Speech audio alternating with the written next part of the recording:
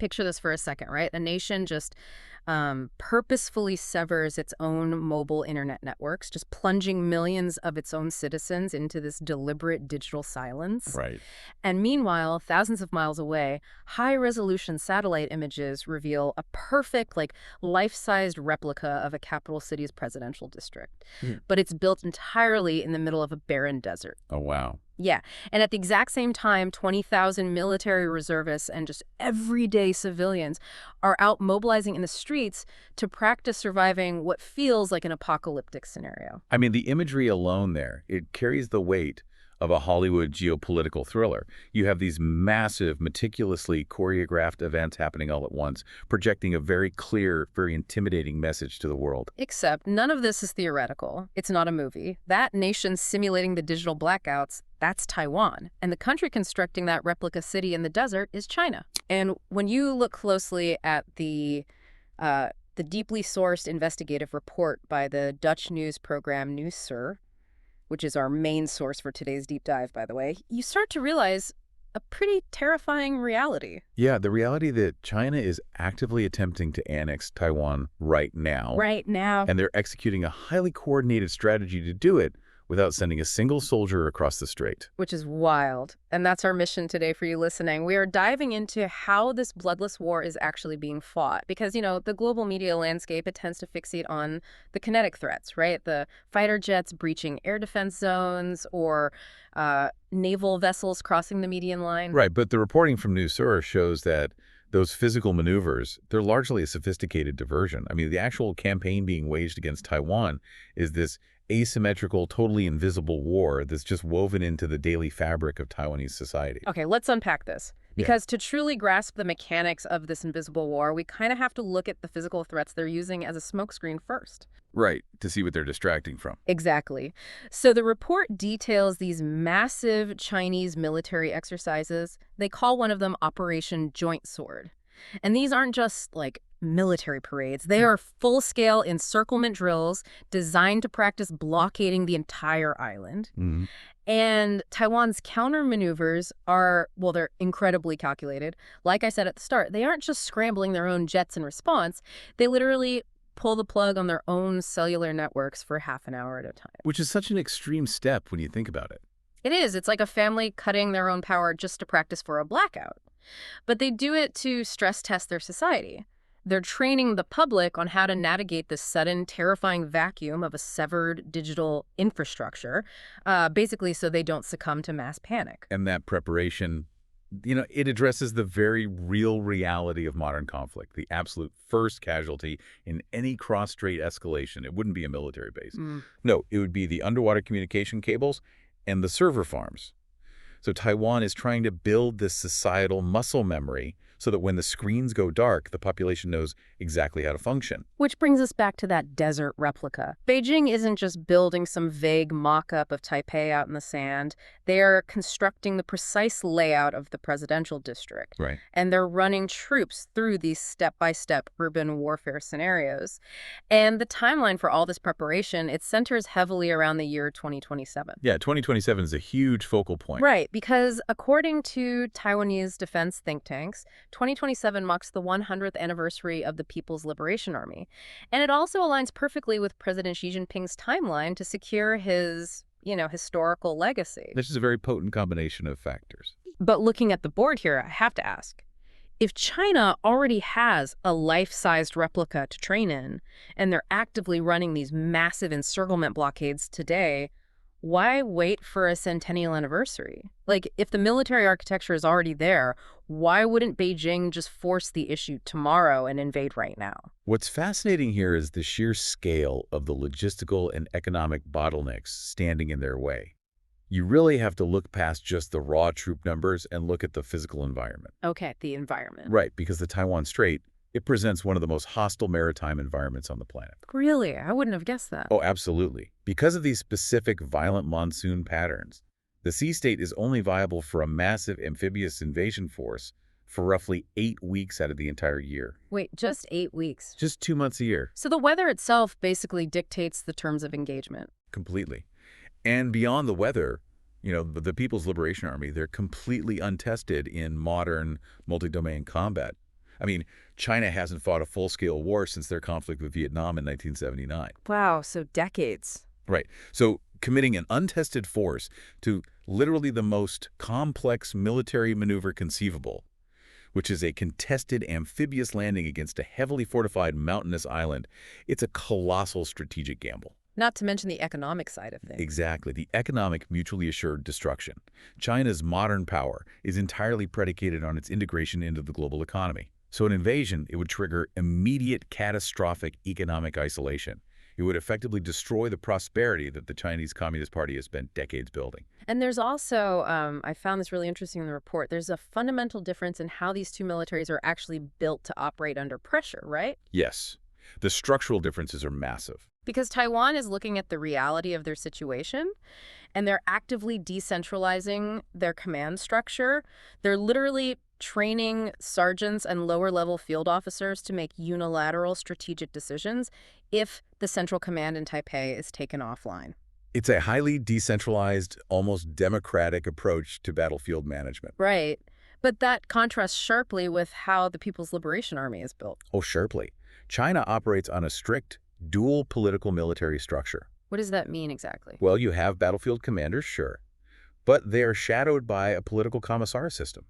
So the political wing of the party ultimately dictates and has to sign off on military decisions. Wait, so politicians are making tactical battlefield calls? Pretty much. And in a fast-paced, chaotic environment where communications are actively being jammed, a system that requires political approval for tactical maneuvers, I mean, that becomes a massive vulnerability.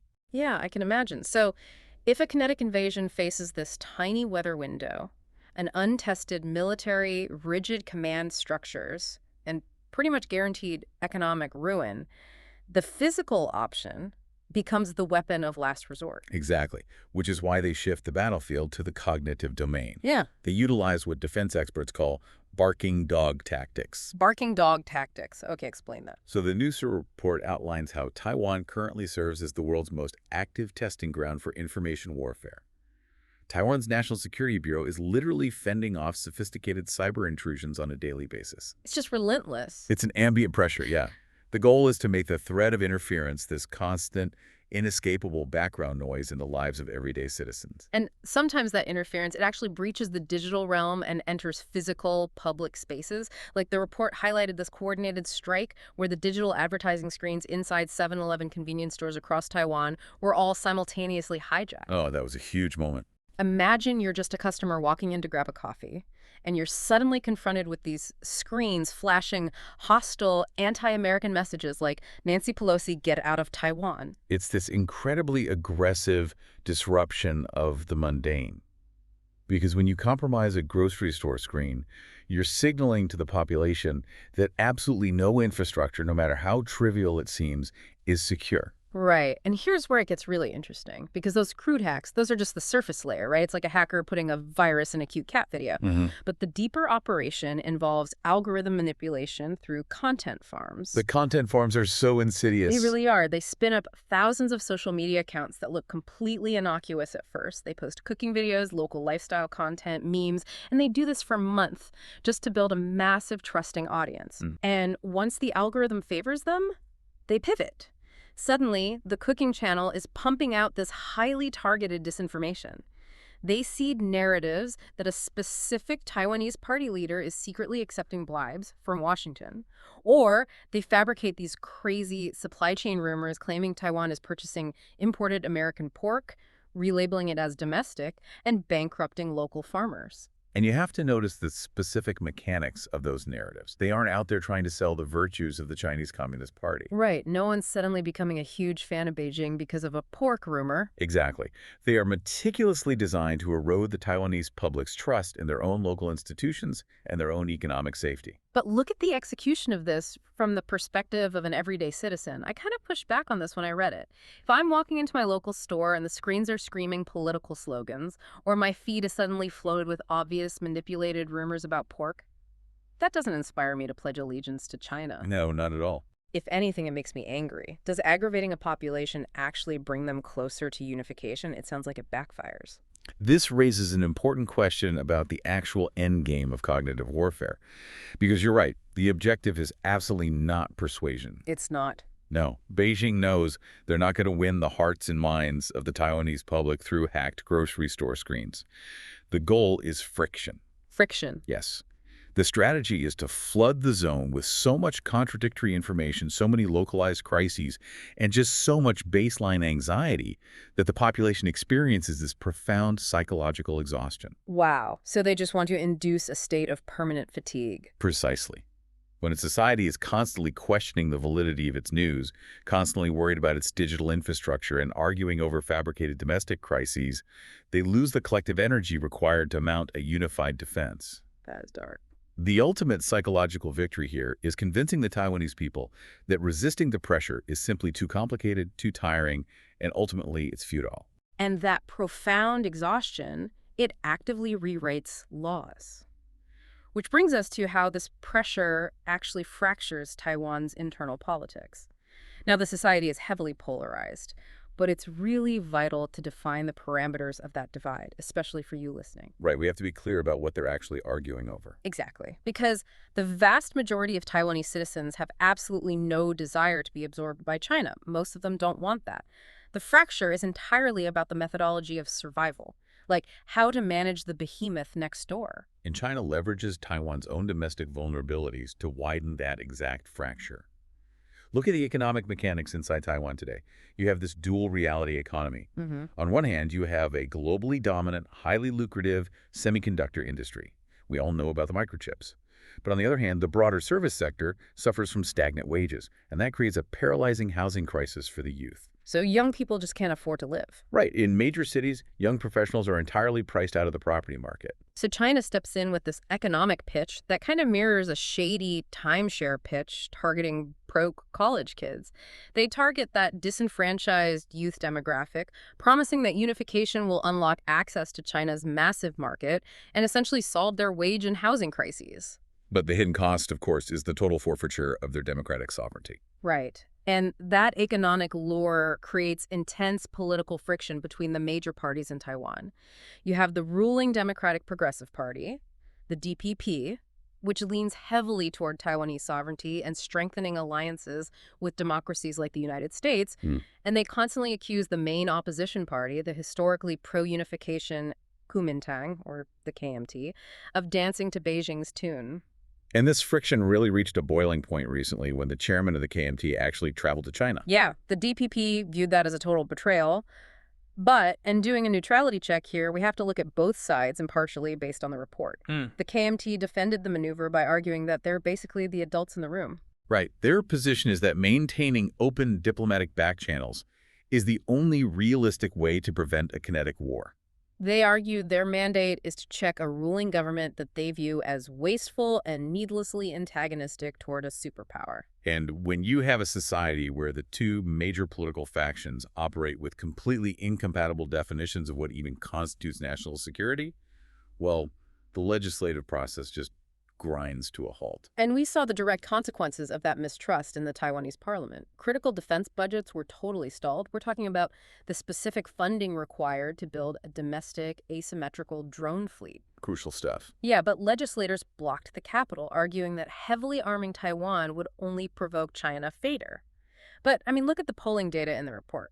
65% of the Taiwanese public does not believe a Chinese invasion will happen in the next 5 years. That's a huge majority. So if you are a legislator, right, and your constituents are struggling to afford rent today, aren't those politicians kind of justified in cutting the defense budget? Like, why waste a multi-billion-dollar budget on a theoretical drone fleet for a war people don't think is coming? But see, that internal hesitation, that exact legislative calculation you just described, that is the bloodless victory Beijing is engineering. Wow. The overarching goal of the cyber attacks, the misinformation, the economic coercion, it's all designed to create that specific political paralysis.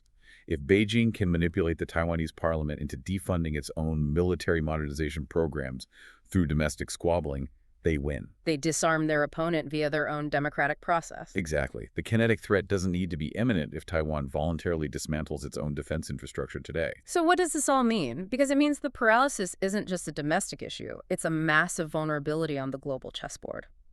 Taiwan's overarching security doctrine relies on the premise that if an invasion occurs, the U.S. is going to intervene within weeks. But the reliability of that American safety net is becoming a profound concern in Taipei. Yeah, because the U.S. is distracted.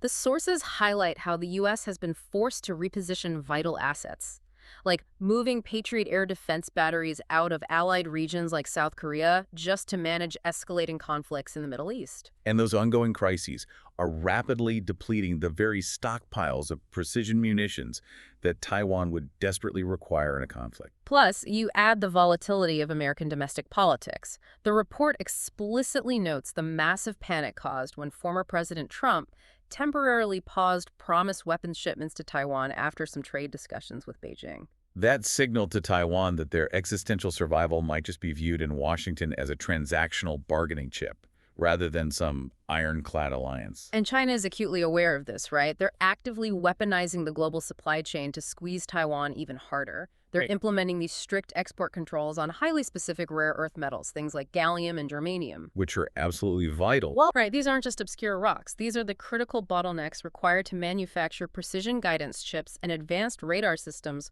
for American and European defense contractors. So China is basically restricting the raw materials the West needs to build the weapons they promised to Taiwan. It is a meticulously coordinated strategy of global isolation.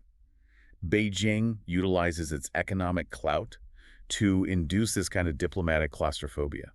The example from the new SIR investigation is just staggering. So Taiwanese President Lai was scheduled for a diplomatic visit to Eswatini, which is one of the few African nations that still maintains formal ties with Taipei. And as the trip approached, 3 separate African nations abruptly closed their airspace to his flight path. Or shut it down. Shut it down. Taiwan officially cited Chinese pressure for the blockade, and this isolation, it trickles all the way down to the individual. Every day, Taiwanese citizens are suddenly finding their passports rejected or getting detained at African borders that they used to cross without any issue. And that, right there, that is the physical manifestation of the psychological exhaustion we discussed earlier. Making them feel trapped. Exactly. Yeah. Beijing wants every citizen in Taiwan to feel that the walls are closing in, that their international mobility is just vanishing, and that the global community is eventually going to abandon them. But Taiwan is countering this, right? They're not just sitting there. Their survival strategy hinges on becoming completely indispensable. It's like being the only person in the office who knows how to fix the server. You can't be fired if everyone needs you. That's a great way to put it. We all know they produce the vast majority of the world's most advanced microchips, but now they are aggressively scaling their domestic drone manufacturing capabilities too.